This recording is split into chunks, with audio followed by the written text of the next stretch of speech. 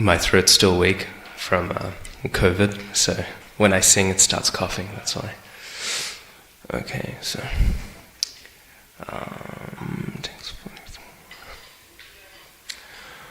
Om Namo Bhagavate Vasudevaya.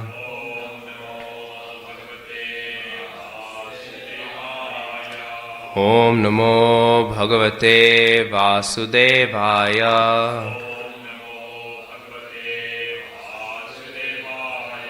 Om Namo Bhagavate Vasudevaya.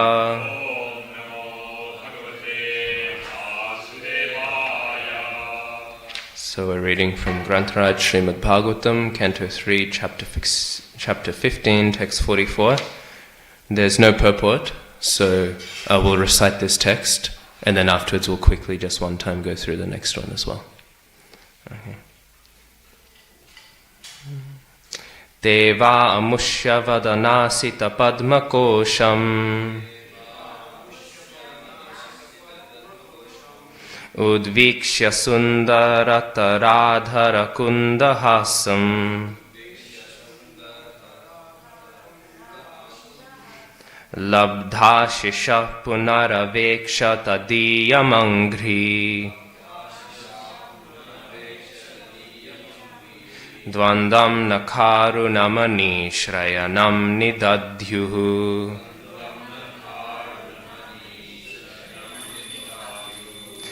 Deva amushya vadanasita padma kosham Udvikshya sundarata radhara kundahasam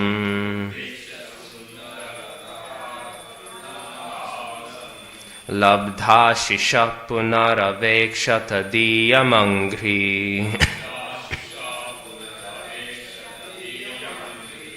Dvandvam nakharu namani shrayanam nidadhyuhu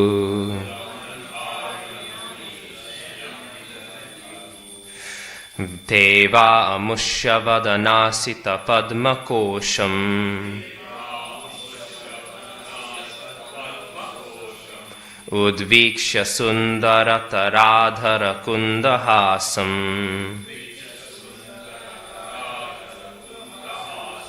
Labdha shisha punaraveksha tadiyamangri Dvandvam nakharu namani shrayanam nidadhyuhu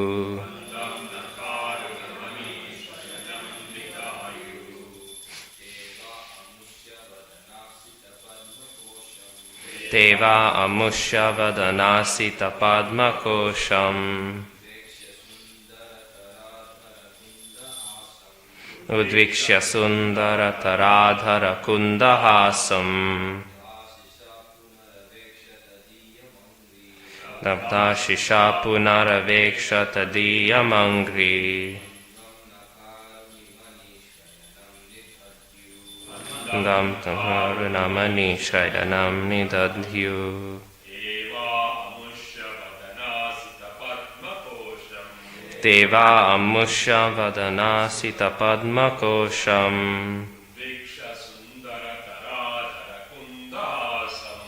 Udvikshya sundaratara kundahasam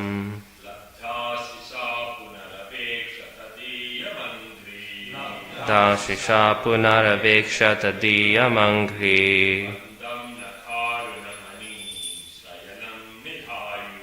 Dvandam nakharu namani shrayanam nidadhyu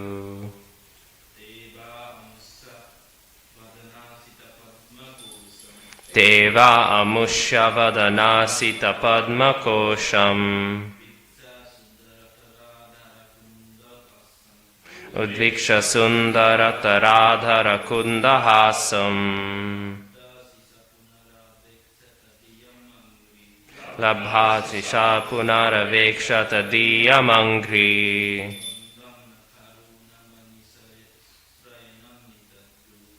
Dvandam nakharu namani shrayanam nidadhyu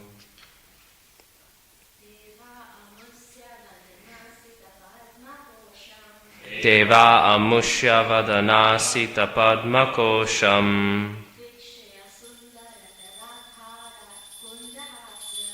Driksha kundahasam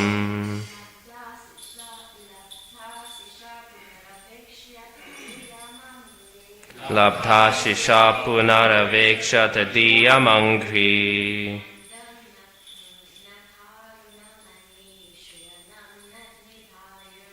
Dvandam nakwaru namani shrayanam nidadyuhu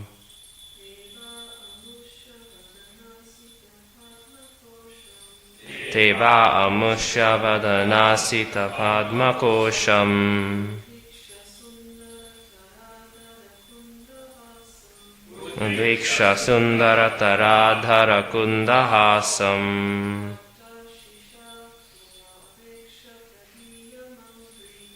Tashisha sundara hisharati yamangri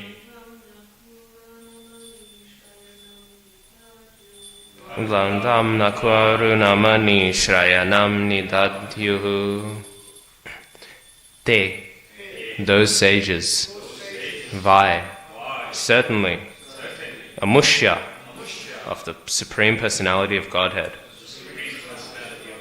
Vadana, face, Asita, blue, Padma, lotus, Kosham, inside, Udviksha, after looking up, Sundaratara, more beautiful, Adhara, lips, Kunda, jasmine flower, Hasam, smiling, Labdha, achieved, Ashishaha, aims of life, Punaha, again, Aveksha, looking down, Tadiyam, his, Angri Dvandam, pair of lotus feet, Nakha, nails, Aruna, red, Mani, rubies, Shrayanam, shelter, Nidadyuhu, meditated. Translation. The Lord's beautiful face appeared to them like the inside of a blue lotus, and the Lord's smile appeared to be a blossoming jasmine flower. After seeing the face of the Lord, the sages were fully satisfied, and when they wanted to see him further, they looked upon the nails of his lotus feet, which resembled rubies. Thus they viewed the Lord's transcendental body again and again, and so they finally achieved meditation on the Lord's personal feature. I'll just quickly read out the next text as well, because there's no purport. If you have Srimad Bhagavatam with you, you can follow along, otherwise try your best. So then text 45. Pumsam gatim rigayatam miha yoga margair Dhyanaspadam bahumatam nayanabhiramam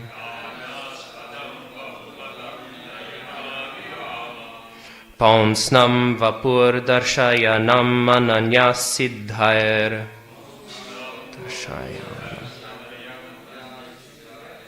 Autpattikai samagrinan yutamashta bhogaihi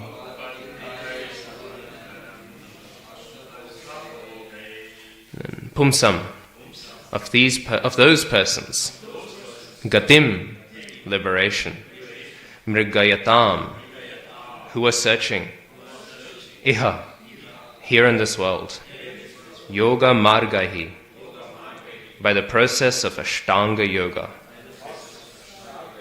Dhyana Aspadam, object of meditation, Bahu, by the great yogis, Matam, approved, Nayana, eyes, Abhiramam, pleasing, Paunsnam, human, Vapuhu, form, Darshayanam, displaying, Ananya, not by others, Siddhaihi, perfected, Autpatikaihi, eternally present, Samagrinan, praised, Yutam, the Supreme Personality of Godhead, who is endowed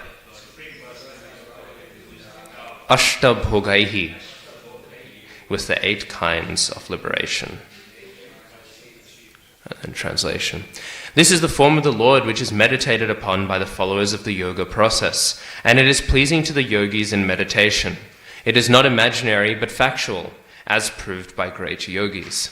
The Lord is full in 8 kinds of achievement, but for others these achievements are not possible in full perfection. Purport. The success of the yoga process is very nicely described here. It is specifically mentioned that the form of the Lord as 4-handed Narayan is the object of meditation for the followers of Yoga Marg. In the modern age, there are many so-called yogis who do not target their meditation on the 4-handed Narayan form. Some of them try to meditate on something impersonal or void, but that is not approved by the great yogis who follow the standard method. The real Yoga Marg process is to control the senses, sit in a solitary and sanctified place, and meditate on the 4-handed form of Narayan, decorated as described in this chapter as he appeared before the 4 sages. This Narayan form is Krishna's expansion. Therefore, the Krishna Consciousness movement, which is now spreading, is the real topmost process of yoga practice. Krishna Consciousness is the highest yoga performance by trained devotional yogis. Despite all the allurement of yoga practice, the 8 kinds of yogic perfections are hardly achievable by the common man. But here it is described that the Lord, who appeared before the 4 sages, is himself full of all 8 of those perfections. The highest yoga marg process is to concentrate the mind 24 hours a day on Krishna. This is called Krishna Consciousness. The yoga system, as described in Srimad Bhagavatam and Bhagavad Gita, or as recommended in the Patanjali yoga process, is different from the nowadays practiced Hatha yoga as it is generally understood in the Western countries. Real yoga practice is to control the senses and, after such control is established, to concentrate the mind on the Narayan form of the Supreme Personality of Godhead, Sri Krishna. Lord Krishna is the original personality of Godhead, and all the other Vishnu forms, with 4 hands decorated with conch, lotus, club, and wheel, are plenary expansions of Krishna. In Bhagavad Gita, it is recommended that one meditate upon the form of the Lord. To practice concentration of the mind, one has to sit with the head and the back in a straight line, and one must practice in a secluded place, sanctified by a sacred atmosphere. The yogi should observe the rules and regulations of Brahmacharya to strictly live a life of self-restraint and celibacy. One cannot practice yoga in a congested city, living a life of extravagancy, including unrestricted sex indulgence and adultery of the tongue. Yoga practice necessitates controlling the senses, and the beginning of sense control is to control the tongue. One who can control the tongue can also have control over the other senses. One cannot allow the tongue to take all kinds of forbidden food and drink, and at the same time advance in the practice of yoga. It is a very regrettable fact that many unauthorized so-called yogis come to the Western countries and exploit people's inclination towards yoga practice. Such unauthorized yogis even dare to say publicly that one can indulge in the habit of drinking and at the same time practice meditation. 5,000 years ago, Lord Krishna recommended yoga practice to Arjuna, but Arjuna frankly expressed his inability to follow the stringent rules and regulations of the yoga system. One should be very practical in every field of activities and should not waste his valuable time in practicing useless gymnastic feats in the name of yoga. Real yoga is to search out the 4-handed supersoul within one's heart and see him perpetually in meditation. Such continued meditation is called samadhi, and the object of this meditation is the 4-handed Narayana, with bodily decorations as described in this chapter of Srimad Bhagavatam. If, however, one wants to meditate upon something void or impersonal, it will take a very long time before he achieves success in yoga practice. We cannot concentrate our mind on something void or impersonal. Real yoga is to fix the mind on the form of the Lord, the 4-handed Narayan, who is sitting in everyone's heart. By meditation, one can understand that God is seated within one's heart. Even if one does not know it, God is seated within the heart of everyone. Not only is he seated in the heart of the human being, but he is also within the hearts of cats and dogs. Bhagavad Gita certifies this fact by the declaration of the Lord, Ishvara Sarva Bhutanam Hriday Deshe. The Ishvara, the supreme controller of the world, is seated in the heart of everyone. Not only is he in everyone's heart, but he is also present within the atom. No place is vacant or devoid of the presence of the Lord. That is the statement of Ishopanishad. God is present everywhere, and his right of proprietorship applies to everything. The feature of the Lord by which he is present everywhere is called Paramatma. Atma means the individual soul, and Paramatma means the individual supersoul. Both Atma and Paramatma are individual persons. The difference between Atma and Paramatma is the Atma, or the soul. Is that the Atma, or the soul, is present only in a particular body, whereas the Paramatma is present everywhere. In this connection, the example of the sun is very nice. An individual person may be situated in one place, but the sun, even though a similar individual entity, is present on the head of every individual person. In Bhagavad Gita, this is explained. Therefore, even though the qualities of all living entities, including the Lord, are equal, the supersoul is different from the individual soul by quantitative power of expansion. The Lord or the supersoul can expand themselves into millions of different forms, whereas the individual soul cannot do so. The supersoul, being seated in everyone's heart, can witness everyone's activities, past, present, and future. In the Upanishads, the supersoul is described as being seated with the individual soul as a friend and witness. As a friend, the Lord is always anxious to get back to his friend, the individual soul, and bring him back home, back to Godhead. As a witness, he is the bestower of all benedictions, and he endows such individual with the result of his actions. The supersoul gives the individual soul all facilities to achieve whatever he desires to enjoy in this material world. Suffering is a reaction to the living entity's propensity to try and lord it over the material world. But the Lord instructs his friend, the individual soul, who is also his son, to give up all other engagements and simply surrender unto him for perpetual bliss and eternal life full of knowledge. This is the last instruction of Bhagavad Gita, the most authorized and widely read book on all varieties of yoga. Thus, the last word of Bhagavad Gita is the last word in the perfection of yoga. It is stated in Bhagavad Gita that a person who is always absorbed in Krishna consciousness is the topmost yogi. What is Krishna consciousness? As the individual soul is present by his consciousness throughout his entire body, so the supersoul or Paramatma is present throughout the whole creation by superconsciousness. This superconscious energy is imitated by the individual soul, who has limited consciousness. I can understand what is going on within my limited body, but I cannot feel what is going on in another's body. I am present throughout my body by my consciousness, but my consciousness is not present in another's body. The supersoul, or Paramatma, however, being present everywhere and within everyone, is also conscious of everyone's existence. The theory that the soul and supersoul are one is not acceptable because it is not confirmed by authoritative Vedic literature. The individual soul's consciousness cannot act in superconsciousness. This superconsciousness can be achieved, however, by dovetailing individual consciousness with the consciousness of the Supreme. This dovetailing process is called surrender, or Krishna consciousness. From the teachings of Bhagavad Gita, we learn very clearly that Arjuna, in the beginning, did not want to fight with his brothers and relatives, but after understanding Bhagavad Gita, he dovetailed his consciousness with the superconsciousness of Krishna. He was then in Krishna consciousness. A person in full Krishna consciousness acts by the dictation of Krishna. In the beginning of Krishna consciousness, dictation is received through the transparent medium of the spiritual master. When one is sufficiently trained and acts in submissive faith and love for Krishna under the direction of the bona fide spiritual master, the dovetailing process becomes more firm and accurate. This stage of devotional service by the devotee in Krishna consciousness is the most perfect stage of the yoga system. At this stage, Krishna, or the supersoul, dictates from within, while from without the devotee is helped by the spiritual master, who is the bona fide representative of Krishna. From within, he helps the devotee as Chaitya, for he is seated within the heart of everyone. Understanding that God is seated within everyone's heart is not, however, sufficient. One has to be acquainted with God from both within and without, and one must take dictation from within and without to act in Krishna consciousness. This is the highest perfectional stage of the human form of life and the topmost perfection of all yoga. For a perfect yogi, there are 8 kinds of super achievements. One can become lighter than air. One can become smaller than the atom. One can become bigger than a mountain. One can achieve whatever he desires. One can control like the Lord, and so on. But when one rises to the perfectional stage of receiving dictation from the Lord, that is greater than any stage of material achievements above mentioned. The breathing exercise of the yoga system, which is generally practiced, is just the beginning.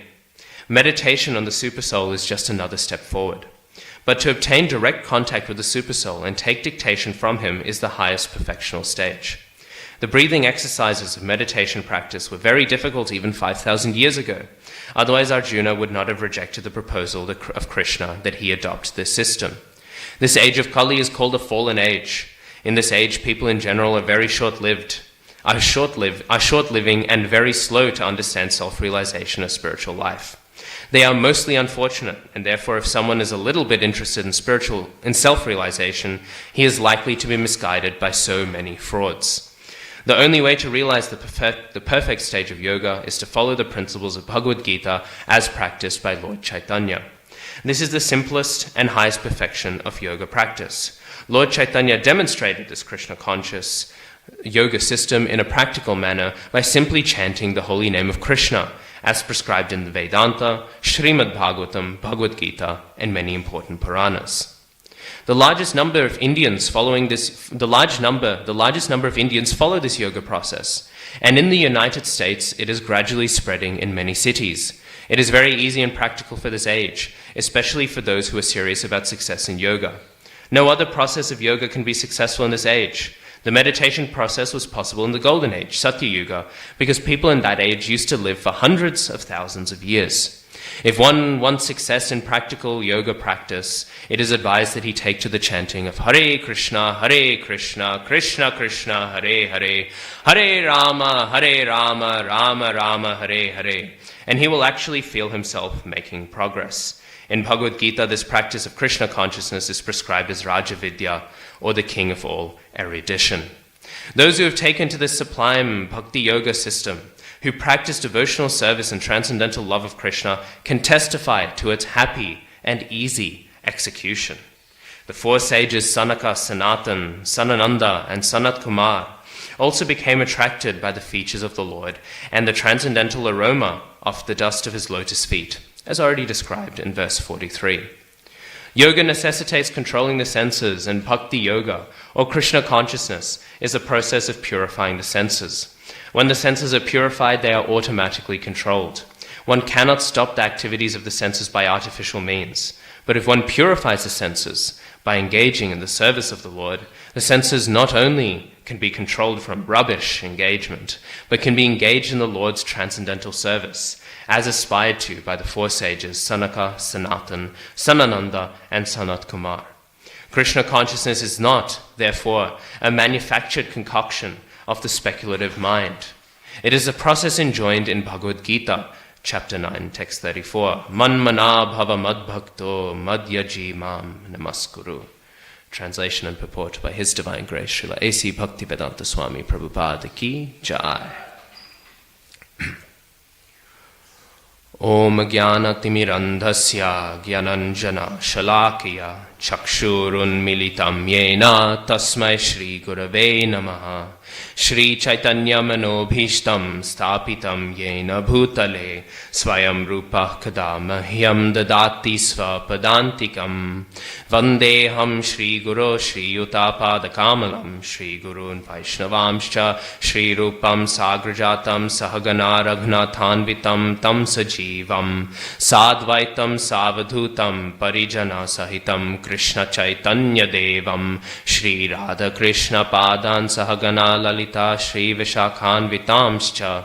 He Krishna Karuna Sindho Dina Bandho Jagatpate Gopesha Gopika Kanta Radha Kanta Namostute Tapta Kanchana Gaurangi Radhe Vrindavaneshwari Vrishabhanu Sute Devi Pranamami Hari Priye Namo Mahavadanyaya Krishna Prema Pradayate Krishnaya Krishna Chaitanya Namne Gora Tashe Namaha Vanchakalpatarubhyascha Kripa Sindhubhya Evacha Patitanam Pavanebhyo Vaishnavebhyo Namo Namaha Jaya Shri Krishna Chaitanya Prabhu Nityananda Shri Advaita Gadadhara Shri Vasadi Gaura Bhakta Vrinda Hare Krishna Krishna Krishna Hare Hare Hare Rama Rama Rama Hare Hare.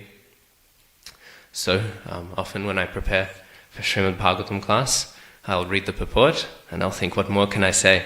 And often that's false humility, but last night I legitimately was thinking, what more can I say? We've just heard a very long and nectarian purport.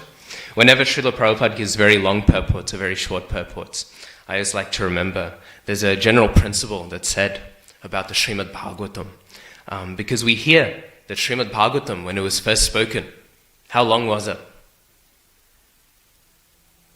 Four shlokas long, right?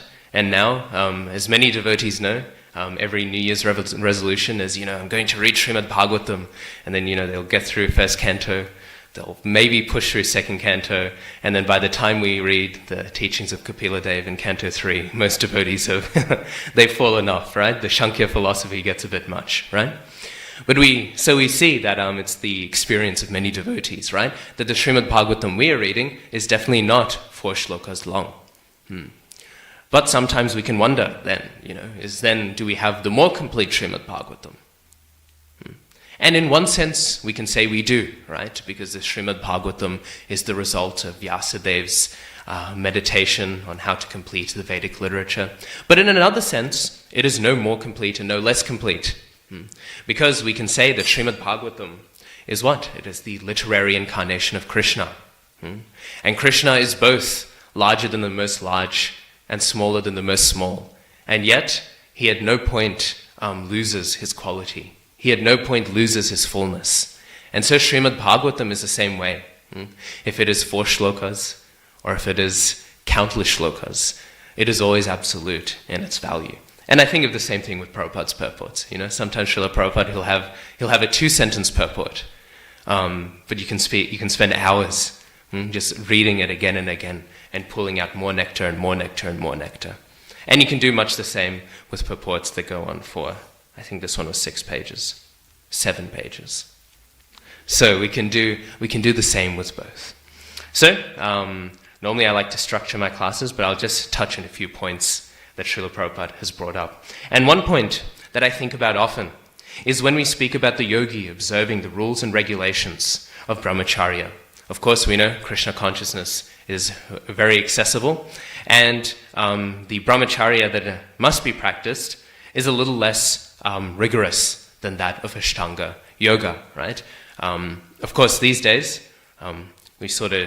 when I was going through Bhakti Shastri, one of my students, he said something very funny. He said contemporary yoga, as Srila Prabhupada says, the so-called Hatha Yoga system.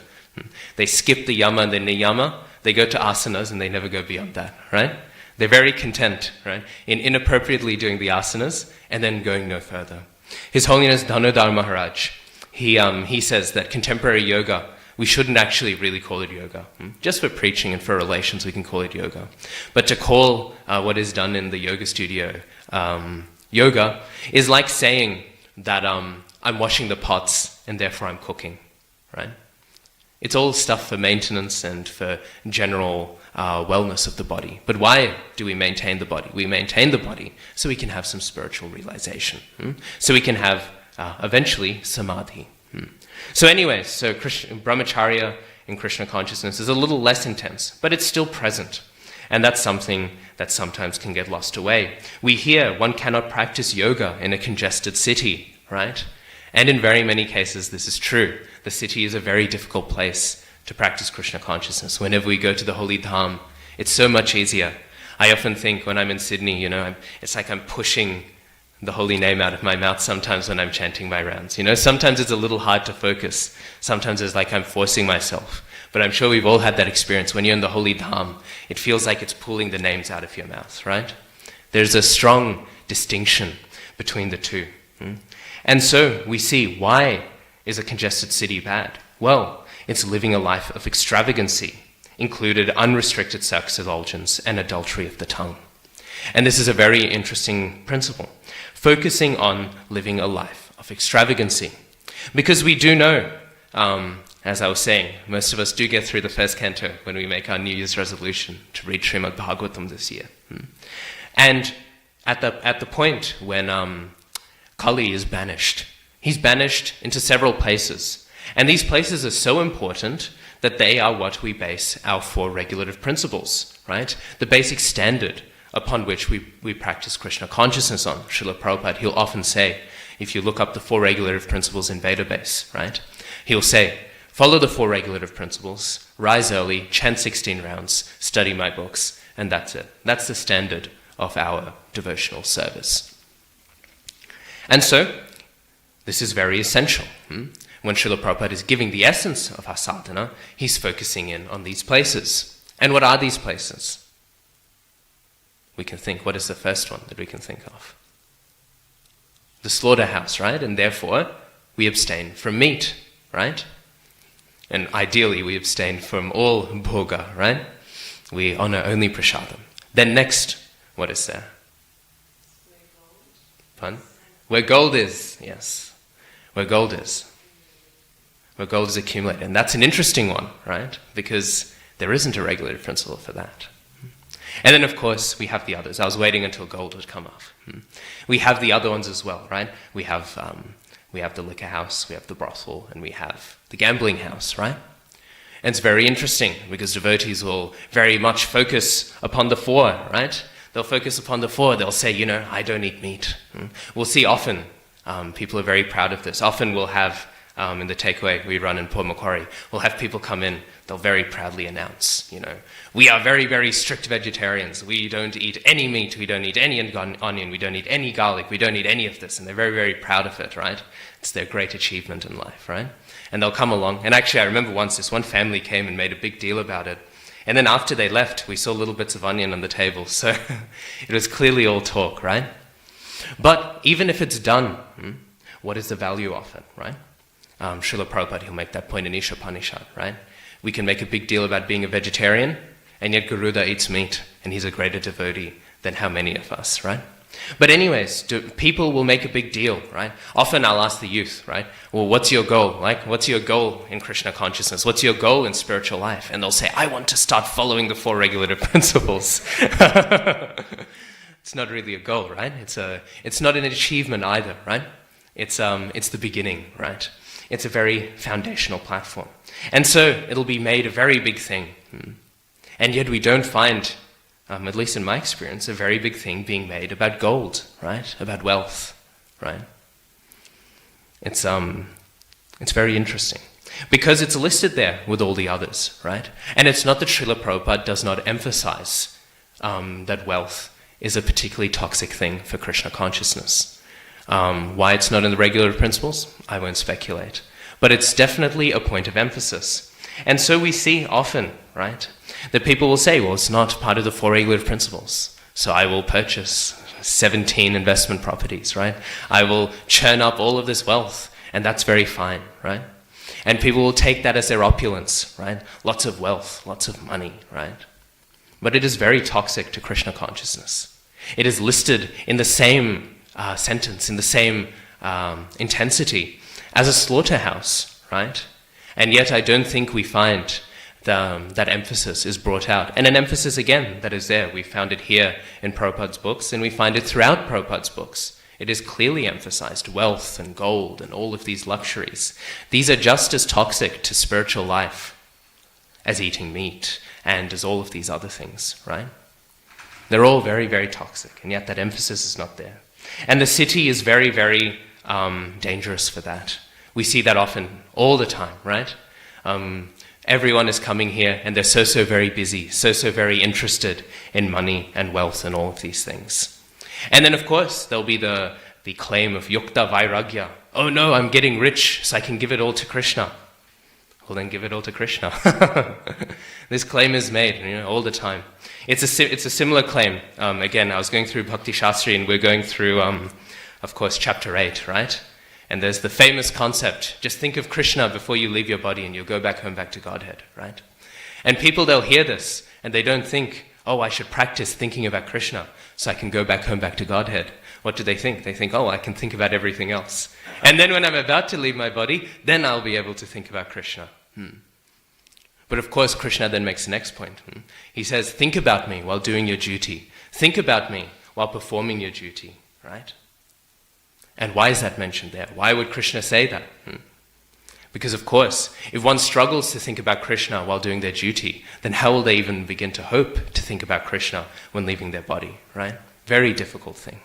And so it's the same with this, right? We can say, oh, I'm accumulating so much wealth because once I'm a multi-trillionaire, then I will give it all to Krishna, right? But how easily is that done, right? How easily is that temptation held away?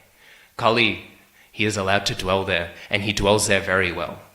We see that is the nature of the world today. We read in Srimad Bhagavatam that in the old ages, kings would gain lots of wealth, and they would have great kingdoms through their austerity, through all of their qualities, through all of their execution of Vedic culture. And yet today, people are very rich and very wealthy by crushing people in terrible work conditions, by exploiting the environment, by exploiting people in poverty, by all of these things. Every injustice in the world today is basically done by that accumulation of wealth. And so, not to be too heavy, but wealth is another thing which very much has to be on the radar, just as much as everything else, especially when we live in a congested city, which has so many wonderful opportunities. It's described, actually, one of the reasons why Ramchandra was so happy to be banished to the forest is he was thinking that it is a long, long tradition for sages to go to the forest. Because in the city, it is so busy. In Ayodhya, even, it is so busy, and everyone is so much thinking, how do I go and do things? How can I progress? How can I progress in my material life, right? How can I progress in all of these things? And everyone is constantly speaking all sorts of things, and not just speaking with their mouth, but speaking with their mind, right? We know in the Vedic conception, thought is also sound, and that sound can pollute just as much as vocalized sound, right? We can feel this in the city, especially when you go out to Pitt Street and places like that. People aren't speaking with their mouths, but you can feel how much they're speaking with their minds, right? Money, money, money, right? It's all there. You can feel it when you're walking through those areas. So, like this, Ramchandra, it's said that he was thinking, now that I'm going to the forest, I can leave all of this sound. And not only can I leave the sound, but it is a long tradition that sages who have finally been completely overwhelmed, right? Who've been completely overwhelmed by the city life, they will go to the forest. And living in the forest, they will be able to practice all of these things, and I may have their association. It's described this as Ramchandra's meditation. And so, again, we see, as Srila Prabhupada said, it is very unfortunate people take advantage of all of these things. I still remember, because obviously I follow many pages, I just follow Krishna Conscious pages on Facebook, but Facebook can't tell the difference, right, between Krishna Consciousness and all this other yoga stuff. So sometimes I'll get targeted advertisements. And not only that, because of the way the algorithm works, you get targeted advertisements, even if you're watching a Bhagavatam class or something, if a YouTube advertisement will come up, based on what you've looked up, right? And I still remember I once got an advertisement for beer yoga, right? And what they do is they drink some beer, and then they do some yoga. And I thought, well, this is a perfect example of what Srila Prabhupada is describing here, right? Completely bogus. I remember one yoga place, I was very impressed. One of my friends said, I'm going at university. One of my friends said, I'm going to a new yoga place. And this place, they're really strict. And I was thinking, oh, wow, I'm happy to hear this. I was asking, how are they strict? And they said, they told us we can only drink one night a week. And I thought, Hare Krishna, this is the austerity of the yogis. So what to do? Kali Yuga, right? All nonsense. This is the very high standard. But we can see what has Krishna said, or what has Srila Prabhupada said, rather, about what Krishna has said. Even 5,000 years ago, this process was very difficult. We know Arjuna, he wonders this in the 6th chapter. Krishna, he's described Ashtanga Yoga. I still remember when we were going through the chapter, before Arjuna asked his question, one of the grihasthas in my class, he unmuted and he said, Prabhu, do I have to do this while chanting? And I could hear the worry in his voice. And then the whole time I could see in his face he was worried as we were going through all of the different descriptions. And finally when Arjuna said, this is a bit difficult, I could see the relief on his face. He was thinking, at least it's not just me, right? So we find Arjuna, he struggles with this.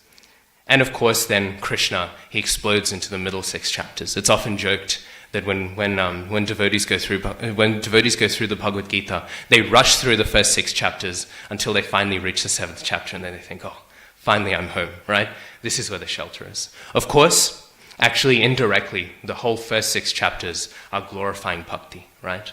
In order to understand the glories of bhakti, we need to understand all the components of all of the yoga ladder leading up to it. But Krishna gets fully explicit there. Also in the 4th chapter, he becomes a little explicit, and then he turns it back and starts going up the levels of the yoga ladder. But then we enter, again, there's a very specific reason why it's after the 6th chapter, right? Because at that point, Arjuna has expressed his difficulty. And Srila Prabhupada, he writes this. He said it is very difficult to perform any meditation like this. It's very difficult to do anything unless one is exposed to the beautiful form of the Lord. And along these lines, there's one story I once heard. There was one yogi, right, and he was meditating, right, during impersonal meditation, right, and he was focusing on his breath, and he was in the forest, and he was completely absorbed, right, in the wonderful effulgence of the Brahman effulgence, right? He was completely absorbed and very deeply meditating, day in, day out, right, taking 2 breaths a day like that, right? And like this, he was meditating. But it was the middle of the night, right? And we know if people wish to go somewhere and do something that is illicit, they'll go in the middle of the night. And so there was an adulterous woman, right? And this adulterous woman, she was sneaking out. And she was sneaking out in the middle of the night because this is the best time to escape, right? This is the best time to avoid anyone finding out. And so she was running, but she was still going through the forest very incognito. And as she was running, she bumped into this yogi. And this yogi fell over and his whole meditation was broken, right? And he was very angry, right? His meditation was no longer on his breath, it was on his anger. He was very, very angry, thinking, oh, what is this woman doing? And of course he could piece together what she was doing, Why would a woman be running in the middle of the night like this? And so like that, he was very angry, thinking, this degraded woman has just bumped into me, right? And so the next morning, this woman, she was walking through the forest, right? And the yogi, he saw her because he wasn't able to enter back into his meditation, right? He wasn't able, and he saw her. And she went, and this time she saw him, right? And she did dandavat pranams. And he told her, he said, are you joking? Are you kidding? You knocked me over last night, and now you're mocking me with these dandavats, right? What are you doing? And she said, oh, did I knock you over? And then, of course, he's a yogi, right? So he has some perfection. He's able to tell she's saying the truth, right? And then so he says, okay, it's all right. He accepts the dandavats. And what does he think in reflection? He thinks so strongly, just for some mundane sense gratification. So strongly she was absorbed that even though she bumped into me, I was completely agitated. With all of my sense control, with all of my breath meditation, with all of these things, right? With all of these things, all of this practice that I've been doing for so long, I was completely agitated. I was completely disturbed, right? And yet, just being attracted to something so mundane, so illicit, so revolting actually, even with that attraction, she was able to be absorbed in a way that I wasn't able to break her meditation, right? Running into me, her meditation was that strong, right? And it's described then that this yogi at that point, he began to think, well, maybe if I could have some sort of attachment to the Lord, right? Rather than detachment to this world, if I could cultivate attachment to the Lord, then maybe my meditation will be fixed, right? And then he thought, well, the Lord is so much more beautiful, right, than anything in this world. So if her attachment can be that strong, then imagine how strong my samadhi can be if I am attached to the beautiful form of the Lord. And so this is described. And we find this point, right? The description in the previous text is so beautiful. The 8 perfections that are described here, Srila Prabhupada, he renders them as the 8 perfections in mystic yoga. However, Vishwanath Chakravarti Thakur, he says that this is one reading. Another reading that can be had is that these are the 8 perfections of the form of the Lord, right? It is his smell, it is his form, it is It is all of these things, right? All of the 8 different aspects of his form can be given, and all of those are his perfection, right? So the same principle can be illustrated here. And then, of course, we read how beautiful, right, the smile of the Lord is, right? How beautiful all of these features are. Everyone is completely intoxicated by the form of the Lord, and this is Narayan. What then to speak of Krishna, right? In Vrindavan we hear, in Goloka, when Krishna, he is running around as a small child, and he's running in, and all the gopis, it's described, the older gopis, right? It's described when they're sweeping their floors thinking, soon Krishna, he'll come in and he'll steal all of my stuff. Hopefully I can have this house be very clean for him, right? That is their meditation as they're cleaning, right? And they're always thinking, wow, soon Krishna, he'll come and steal from us. Soon he'll steal our key. Hopefully he'll steal some more things, right? And every time Krishna will come in, it's described, I was hearing from my spiritual master, that sometimes Krishna, he'll come in and they'll catch him with his hand inside the ghee, and they'll say, Krishna, what are you doing? What are you doing with your hands in my ghee? Your hands should be in your mother's ghee, not in ours, right? And Krishna would say, oh, I'm sorry, I'm just taking care of the cows. I'm taking care of all the calves. And one of the calves ran away and it's hiding in this ghee. I'm just looking for the cow. And he would pull out a little toy cow that he would have. And he would say, look, I found it now. Don't worry, I'll go out of your business now. And like this, all of the devotees are constantly absorbed. And of course, externally, they're showing some anger. But internally, they're getting so much bliss. And in fact, they think, we are so fortunate. Krishna, he's stealing our butter. How unfortunate is Mother Jashoda's position. Krishna's coming to us. He's not stealing from his own house. We should pray for Mother Jashoda to get some mercy and have hers stolen as well, right? Of course, we know this is all just a pastime. Mother Jashoda is in such a worshipable position, right? But in terms of the pastime, this is their mood, right? They're so absorbed in Krishna, they're thinking, wow, what a great fortune. And often, other times, they will have Krishna and Balaram, they'll have them wrestle. And they'll all start saying, I think Balaram will win, or I think Krishna will win, right? Like this, they will compete. And often Krishna will win. But sometimes Balaram, Krishna, in order to mix things up, because otherwise there's no tension, right? There's no fun if Krishna always wins, right? So sometimes he'll let Balaram win. And that way everyone is kept on their toes. So like this, everyone is absorbed in Krishna consciousness, right? How beautiful is Krishna? It's described when Uddhav he goes to Vrindavan. We see a very specific and a very peculiar case. Again, the impersonalists, so easily like this, you can lose control of your breath, you can lose focus or anything. I remember there was one famous Mayavadi impersonalist, and he was being studied by scientists, right? He was being studied by scientists with his brain. They were doing brain scans on him to see the altered states of consciousness he could get in. And they found, right, he was entering into these altered states of consciousness.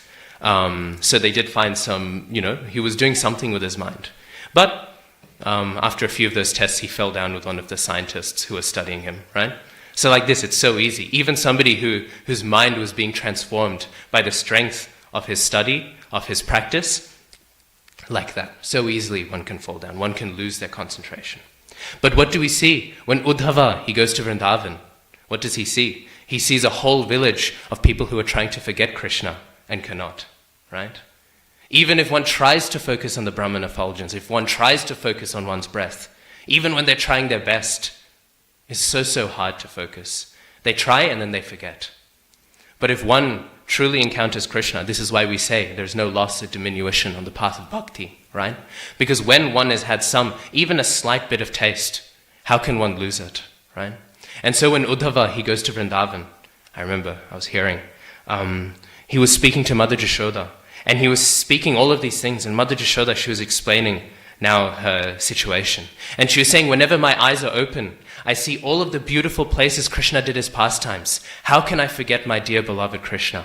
All I see are the pastime places of Krishna. And I remember how Krishna lifted up Govardhan hill. Remember how he so nicely took care of all of the calves, right? But when I close my eyes, all I see is the black of my eyelids. And then all I remember is the shams on the skin of Krishna. Whether my eyes are opened or closed, all I can do is remember Krishna, right? This is the position of one who is fully at the highest levels of bhakti. But this is also this is why it is the highest perfection. Because at this platform, one's meditation can never be broken, right? What is the lament? The lament is constantly, we're trying to have some relief from the pain that we are unable to associate with Krishna at this moment, right? And yet we cannot. All we do is meditate about him. And so this is the glory of Krishna, right? Again, we're hearing the beauty of Narayan, how beautiful he is, right? And so beautiful he is. And yet, what are the unique beauties of Krishna? There are 4, right? What are the 4 specific beauties of Krishna that we hear about in Nectar of Devotion?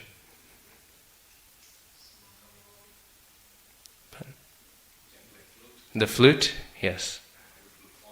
Yeah, the beautiful pastimes and the beautiful devotees, right? The beautiful associates, right? So even when we hear about the beauty of the associates of Krishna, we're hearing about that. When we hear about these pastimes, they're very capturing. I always think whenever we hear about the elderly gopis sweeping up, thinking, oh, hopefully this place will be clean for when Krishna comes to steal, right? That itself is very captivating. And that is also the beauty of Krishna. With these 4 things, right? With these 4 things, Krishna is even more beautiful than Narayan. With that sweetness, because what is the word that's used? Is madhur, right? It's the sweetness of all of these things which captures, and it's the sweetness of all of these things. And therefore, even more than meditating on Narayan, simply by hearing about the qualities of Krishna, simply by hearing about the pastimes of Krishna, one's meditation is made completely perfect, right? And so therefore, often we'll think, I remember when it was lockdown, I would often hear devotees think, I'm loving this lockdown, I can go, I can do my service and there's no devotees there. I can just go, I can do my service on my own. I can go, I can have darshan in the room, it's just me and Gopinath, right? I would hear this often, and with all due respect to anyone who had that sentiment, that is the incomplete sentiment, right? Because as much as we're hearing that by focusing on the Lord, right, that by meditating on the Lord, our meditation is perfect, it is even more perfect when it is done in the association of the devotees. And not only that, but when it is done meditating on the devotees. Often we see on Janmashtami what happens, right? Everyone is rushing. Are they all rushing towards the back? No, they're all rushing towards the front, right? It's like, I often think of, if any of you have seen, like music festivals and all, there's the mosh pit, right? Right at the front of the stage, and people are fighting to get into the front, right? It often becomes like that, I feel, on Janmashtami, especially towards midnight, right? Everyone's pushing and everything in order to be right in the front. We often see this, because what's everyone thinking? Everyone's thinking right at the front, right? That's the most auspicious place, right? That's the best place. But actually, the most auspicious place, the most full place, right? They'll think, I can get the best darshan right in the front. But actually, the best darshan is had right in the back. Because when we're right at the back, we see Gopinath and all of Gopinath's devotees, right? That is the full darshan of the Lord. The fullness of the Lord is had when we see and appreciate the Lord alongside his devotees. Because what is that quality, right? He has all of the sweet associates. He has all of these sweet devotees surrounding him constantly, right? So the fullness of the darshan of Krishna, or rather to see Krishna, to see the fullness of the deity, is to see him behind, right? That's why. And not only that, but I've mentioned this pastime often, so I won't go into the fullness of it. But Srila Bhaktisiddhanta Saraswati Thakur, he would make the point. He would say that unless we are behind the devotee, not only will we not have darshan of Krishna, but much more important for darshan is not to see Krishna, but for Krishna to see us. Right? And if we are right at the front, he would say, why would Krishna want to see us? Why would he want to see us? Why would Krishna want to look at somebody who has such little devotion? Of course, that's true of me. I'm not sure. It's not true of everyone else here, right? But Bhaktisiddhanta Saraswati Thakur, he would tell his disciples, why would Krishna want to see you, right? Why would he want to look at you? But if you stand behind the devotees, then Krishna, he'll very eagerly be adoring his devotees. And adoring his devotees, he'll see you behind his devotee, and then you'll have darshan of Krishna. So the fullness of darshan, right, is had not at the front, but behind all of the devotees. So this is the point. Krishna, he is made so supreme and such a beautiful object of meditation. Why? Because, again, he is very sweet, with these 4 sweet qualities. He has these very sweet associates, right? And that makes him very complete. He has the beautiful flute, that flute which plays such a wonderful melody, right? And then, of course, he has his beautiful form, which we've already discussed. And then lastly, we also hear he has beautiful pastimes, right? And we've also discussed those. Those pastimes are very captivating. I'll conclude on one. Again, as I said, I'm not giving a very structured class because it was a long purport, but I'll just conclude on one pastime I was hearing, which is very sweet, and which contributes to Krishna being very much that object of meditation. Krishna, sometimes, when he's with Mother Jashoda at night, he becomes a little bit scared, right? Because all these demons, right? This is a pastime with Yogamaya, right? So Krishna, he's experiencing that mood, right? He's very afraid. He's thinking, all these demons are coming to kill me, right? What am I going to do, right? What am I going to do when they all come for me? And so Mother Jashoda, binding Krishna up, right? His name is Damodar, right? She's binding him up in the love, right? Because Krishna is obviously not afraid, right? Krishna experiences no fear. Krishna is the Supreme Personality of Godhead. But bound up by that maternal love, Mother Jashoda wants to experience that love of comforting, right, her child. And so Krishna, he becomes very, very afraid. And he thinks, oh, I'm very afraid, all these demons are going to come.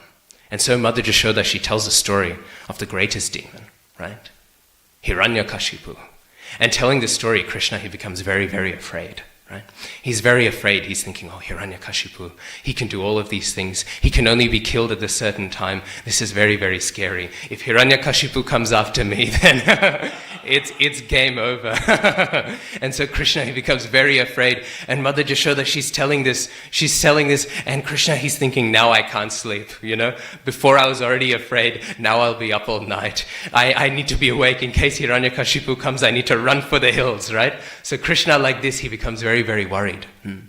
And then Mother Jashoda, she keeps telling the pastime, right? She's reciting out 7th canto of Srimad Bhagavatam. Like this, she tells the pastime. And Krishna, he becomes more and more engrossed, right? He's afraid, but he's also thinking, what's happening to Prahlad Maharaj? Like this, Krishna, he becomes very, very worried. And then at the very end, when Hiranyakashipu, when he's taunting Prahlad Maharaj and the Nrsingadev comes out, at this point, Krishna, he's completely absorbed. But by the time that Mother Jashoda finishes the pastime, Krishna, he's already asleep. And the reason why is because Krishna, he's thinking, oh, I was very afraid of Hiranyakashipu, but now I know if Hiranyakashipu comes to get me, Nrsingadev will come and protect me. And so then he thought, now I can sleep calmly because Nrsingadev, he is there and he will slay the demons if Hiranyakashipu comes. So with these very sweet pastimes, right, Krishna, he completely conquers the mind of everyone. It's described during the Mughal era. Lots of destruction of temples happened.